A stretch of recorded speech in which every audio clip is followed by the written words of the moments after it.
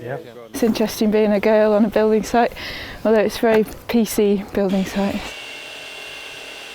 I guess it's a group of men and they've got power tools and things, so it's a world that's maybe not so familiar to me. I never hid the fact that the building was the sort of main reason I was here, sort of thing. So yeah, it's been really nice to get involved, and it's a lovely group of people as well. I mean, they're really happy to take the time to actually explain to us what we're doing and sort of teach us the skills that they're using to do these things.